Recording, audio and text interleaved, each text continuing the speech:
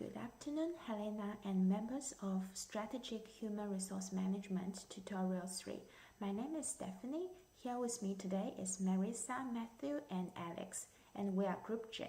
Today, we will be conducting a collaborative auto-ethnographic analysis on the topic of organizational violence by recounting our Vietnamese by lived experience, applying theoretical lessons discussed in this subject, comparing how our experiences line up with these, and then analyzing the similarities and the differences which existed within our experiences. Organizational violence stood out to us from the list of possible topics as when discussing potential themes. All four of us were able to immediately think of a personal encounter with a form of organizational violence that was both vivid and evocative.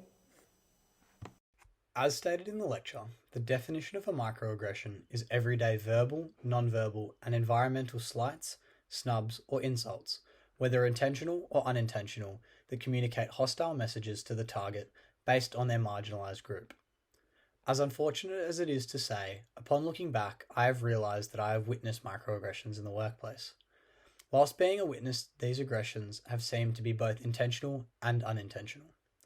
An example of a time whereby I have been a witness to a microaggression being committed was as recently as last week. A delivery driver of Arabic descent came into my work to deliver a package to a section of my workplace. A member of staff who has had a history of being a closet racist was the first person at the shed the driver sought to direct him to the right location. After minutes of slowing his voice to describe the directions and speaking in simplified English, even though the driver was fluent in English, the member of staff simply walked off, spouting remarks that should not be repeated.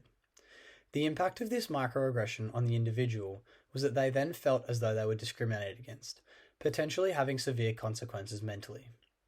On an organisational level, this microaggression meant that the member of staff was forced to have a meeting with high-level managers to discuss the severity of his actions, as well as a plan to rectify this event, as otherwise it would have opened the organisation up to severe consequences, both legally and ethically.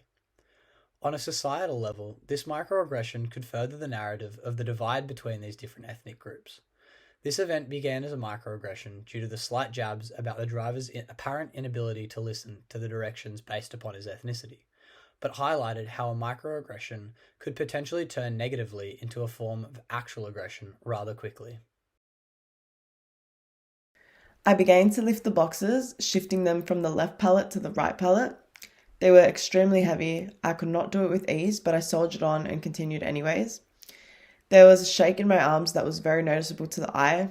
I don't have the greatest strength, but I knew that I would eventually get used to it, and I would be able to carry this weight with ease.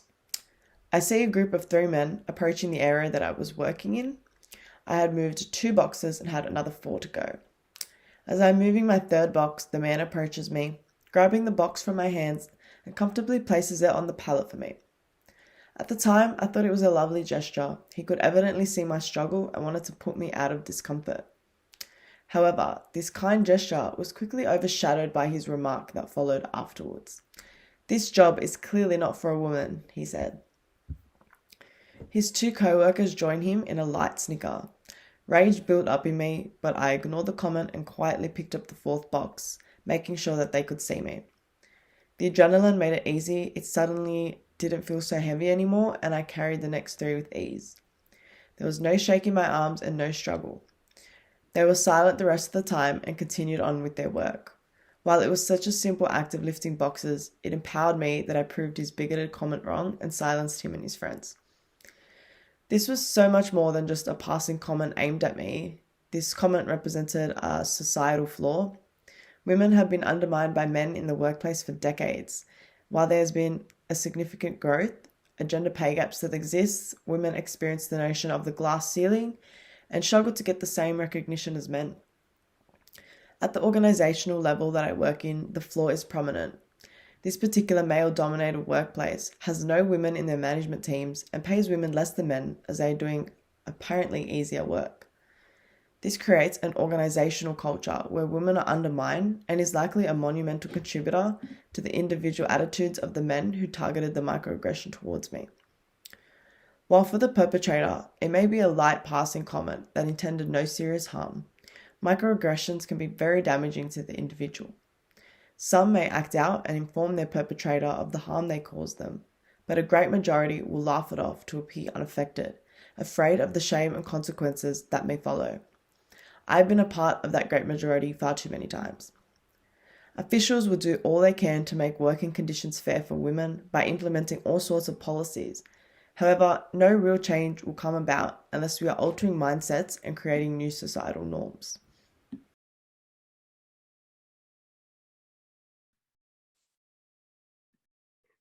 Working in a bottle shop, we managed to organise our liquor deliveries on a Wednesday or Thursday afternoon. In addition, the delivery drivers change from week to week. However, the constant always remains that they belong to an ethnic minority. A couple of weeks ago, a delivery driver of Indian descent came into our bottle shop with a pallet full of beers on the incorrect allocated day. Furthermore, he didn't bring the required equipment to offload the cases into our fridges. This is where I witnessed a managing employer deliver a form of microaggression. One of my managers refused to assist the Indian gentleman and suggested he better find a way to solve the issue, otherwise he would ring up his employer. In the past, he suggested that I should help the delivery drivers to increase the efficiency of offloading. Therefore, I asked my manager if I could assist the gentleman, as I could see it was a new driver that looked extremely anxious. My manager, who in the past has made jokes about other ethnic minorities, turned to me, raising his hands and moving his head from side to side and putting on an Indian accent, as well as muttering racial slurs, which made me feel particularly uncomfortable. To make matters worse, the Indian driver had witnessed all of this, and I could see the disappointment and frustration on his face. The effect of this microaggression on the individual was seen as he was able to witness the degree of discrimination. Unfortunately, due to this action being completed by a high management official, none of this was reported. Therefore, he didn't face any consequences. This sort of microaggression on a societal level is completely disturbing, as it is seen that many are getting away with no repercussions. Therefore, makes individuals believe that they can get away with repeating these actions. I worked as a waitress in an Australian restaurant 2 years ago, and I felt it was a negative work experience for me, as I'm the target of microaggressions such as discriminative and bullying behaviors. This is my first job, so I tried hard to perform every task assigned by the manager. And I think hard working will make my colleagues and the manager satisfied. However, when I worked around 2 weeks, I had a comprehensive understanding of the restaurant and my job's responsibilities.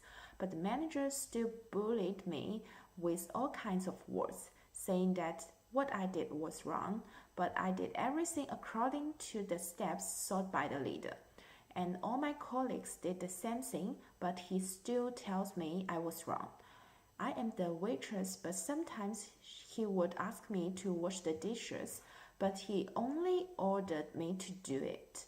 I thought it was racist because I was the only Chinese in the restaurant and everyone else was Australian. In bullying every day before I start work, there is a lot of resistance. I don't want to go to work. This idea is particularly strong, but I will tell myself I can do it. However, when I start to work, the mood will be affected by a lot because the manager makes me lots of stress that will make me can't concentrate on work. So it will cause while I'm trying to take the order, I can't record in timely manner or remember what the customer ordered. After I resigned, I often saw the recruitment advertisements of the restaurant on the internet, which reflected the great mobility of the restaurant staff. And many of them could not work under unethical issues for a long time because that will lead to staff productivity declines and decreased team effectiveness. From a social point of view, Australia is a diversity and inclusion country, but such workplace bullying and racial discrimination is negative for Australia to follow the value of inclusion. This is a lack of respect for diversity. Within strategic human resource management, we learn about a range of concepts about organizational violence. In particular, the life events that we have experienced and recounted today deal with microaggressions, as spoken by Matthew, Marissa, and Alex, as well as bullying in the workplace by Stephanie. Microaggressions are defined by peers as everyday verbal or non-verbal snubs that may be intentional or unintentional, which communicate hostile, derogatory, or negative messages to a target based upon their marginalized group membership. Peirce's work was an early pioneer on the theory of microaggressions and defined them as such in relation specifically to race. However, psychologists and HRM professionals recently have broadened the context of the theory to include other marginalized groups, such as women and persons who identify as LGBTQ.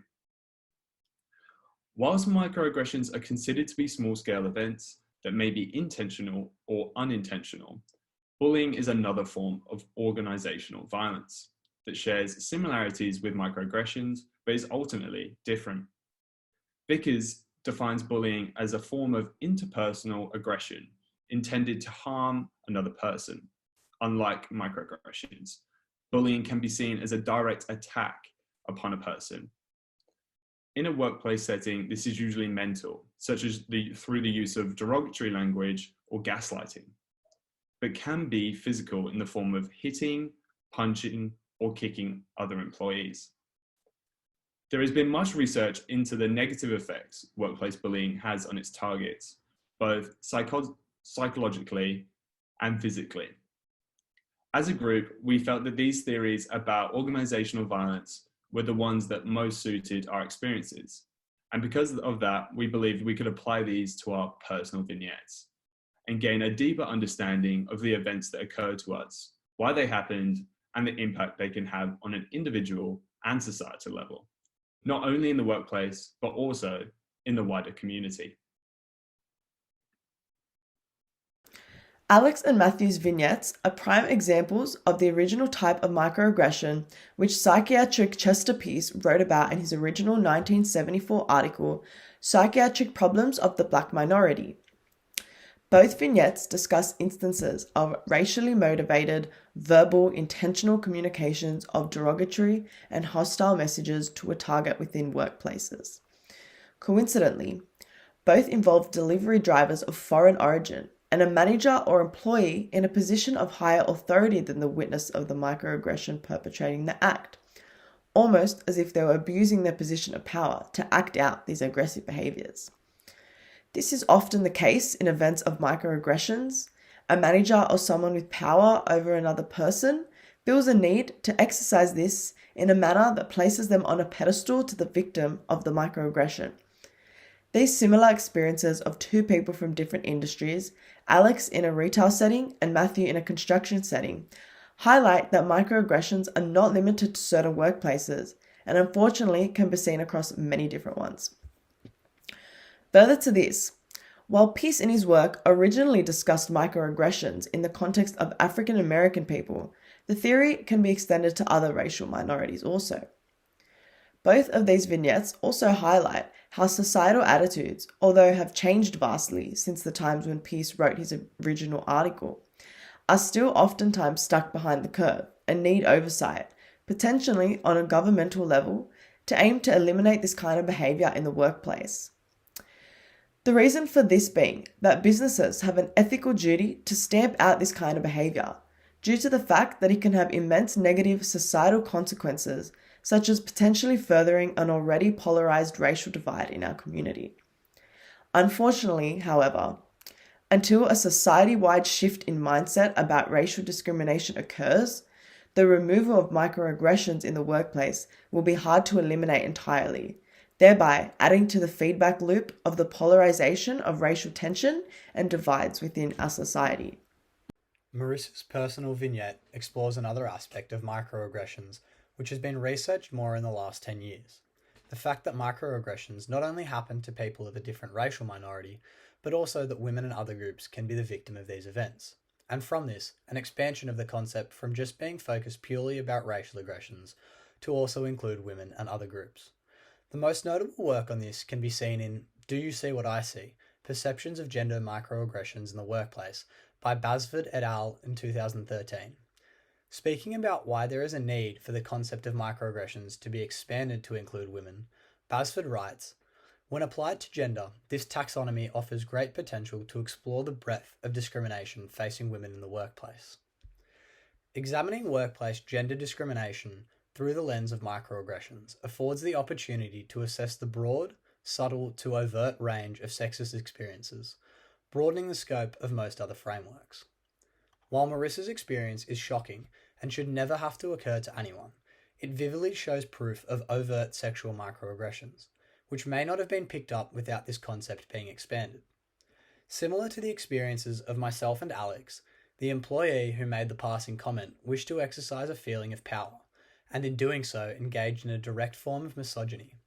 And the other employees who laughed instead of commenting on the unnecessary nature of the comment highlight how women in the workplace are still subjected to both overt and subtle forms of sexism in the workplace. On an individual level, the kind of behaviour that Marissa was faced to endure could cause psychological damage to an employee, causing self-doubt about their ability to complete tasks at work, the standard with which they complete them, and whether or not they are suitable for the position. It is because of this that businesses have an ethical responsibility to ensure they have policies in place to rid their workplace of these behaviours, as there is no benefit to any person involved when they occur.